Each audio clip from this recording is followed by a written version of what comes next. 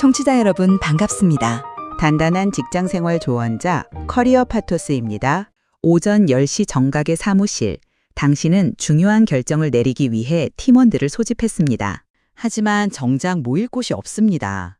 사내 예약 시스템은 온통 빨간색으로 가득 차 있고 모든 회의실이 사용 중이라고 표시됩니다. 화가 난 당신은 직접 회의실 복도를 돌아봅니다. 그런데 예약 시스템과는 전혀 다른 기이한 풍경이 펼쳐집니다. 꽉 찼다던 회의실 중 절반이 텅 비어 있습니다. 예약한 사람은 나타나지 않았고 문 앞에는 방을 구하지 못한 다른 팀들이 서성거리며 짜증 섞인 대화를 나눕니다. 이것은 단순히 매너가 부족한 동료들의 개인적 일탈이 아닙니다. 우리가 발을 딛고 있는 조직이라는 시스템이 설계한 이기적인 역설, 즉 공유지의 비극이 현실에서 작동하고 있는 순간입니다. 공유지의 비극이라는 개념은 본래 주인이 없는 공동 목초지에 소를 풀어놓는 목동들의 이야기에서 시작되었습니다. 목동 개인이 자신의 소를 한 마리 더 풀어놓을 때 얻는 이익은 소 한 마리분의 가치 전체입니다. 반면 그 소가 풀을 뜯어먹어 목초지가 황폐해지는 손실은 모든 목동이 나누어 가집니다. 개인에게 돌아가는 이득은 확실하고 큰 반면 본인이 책임져야 할 비용은 전체 구성원 숫자로 나눈 아주 작은 일부에 불과합니다. 이러한 보상 구조는 개인으로 하여금 자원을 더 많이, 더 빨리 소진하게 만드는 강력한 유혹을 제공합니다. 시스템 사고의 관점에서 보면 이것은 성장을 추구하는 에너지가 하나의 한정된 자원에 집중될 때 발생하는 현상입니다. 초기에는 자원이 충분해 보이지만 누적 사용량이 시스템의 한계를 넘어서는 순간 자원 자체가 재생산 능력을 잃고 붕괴하는 크래시 지점에 도달하게 됩니다. 이제 이 논리를 우리가 매일 마주하는 회의실 예약 전쟁에 대입해 보겠습니다. 회의실이라는 공간은 조직 전체가 나누어 쓰는 한정된 자원입니다. 각 팀은 성과를 내기 위해 협업이 필요하고 이를 위해 회의실을 확보하는 것은 지극히 합리적인 선택입니다. 비극은 자원이 부족하다는 불안감이 감지될 때 가속화됩니다. 어느 팀의 직원이 다음 주 미팅이 확정되지 않았음에도 불구하고 일단 회의실을 3시간 동안 예약합니다. 나중에 방이 없어서 일을 못하게 될 리스크를 피하기 위한 개인적 차원의 최선책입니다.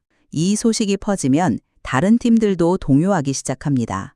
예약 시스템에 빈자리가 보이지 않자 다른 팀들도 혹시 모를 상황에 대비해 일단 쓰고보자는 식의 예방적 예약을 남발하기 시작합니다. 각 팀은 자신의 생존을 위해 합리적으로 행동하고 있지만 이 합리성들이 모여 예약 시스템 전체를 마비시키는 거대한 불합리성을 만들어냅니다.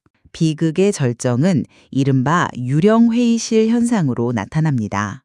예약 시스템상으로는 모든 회의실이 사용 중이지만 정작 사무실을 둘러보면 회의실이 비어 있습니다. 예약한 주체가 나타나지 않거나 회의가 취소되었음에도 누구도 예약을 취소하지 않기 때문입니다.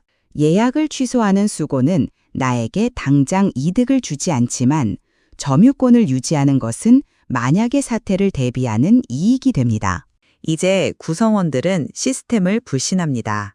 예약 없이 비어있는 방에 무단으로 침입하거나 앞팀이 회의 중임에도 유리병 너머로 눈치를 주며 압박을 가하는 갈등이 도처에서 폭발합니다. 갈등은 결국 감정의 싸움으로 번집니다.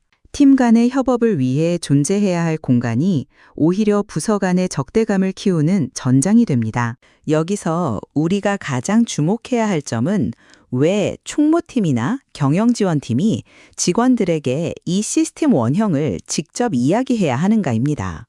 대개 이런 문제가 생기면 회사는 공공 에티켓을 지키자거나 매너가 중요하다는 식의 공지를 올립니다. 하지만 그런 접근은 오히려 직원들 사이에 서로를 비난하는 분위기만 만듭니다. 반면 공유지의 비극이라는 원리를 설명하는 순간 대화의 구도가 바뀝니다.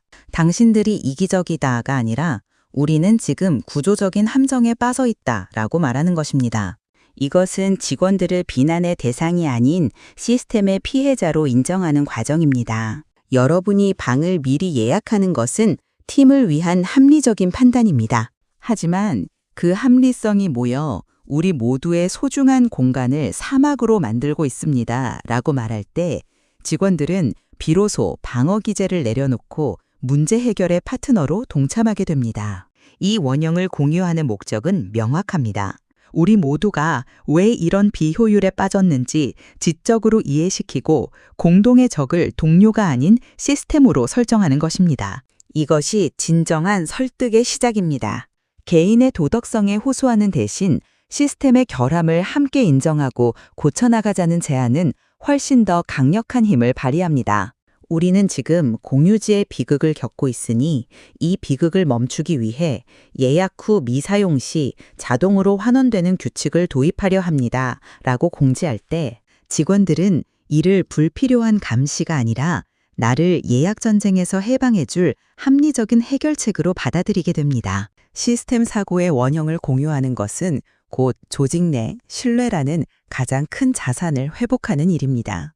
공동체의 재생산 능력을 상실하게 만드는 붕괴의 역동성을 멈추기 위해서는 우리가 발을 딛고 있는 시스템의 원형을 객관적으로 응시해야 합니다. 개인이 합리적이라고 믿는 선택들이 모여 어떻게 조직의 미래를 갉아먹는지 이해할 때 비로소 우리는 비극의 연쇄고리를 끊어낼 수 있습니다.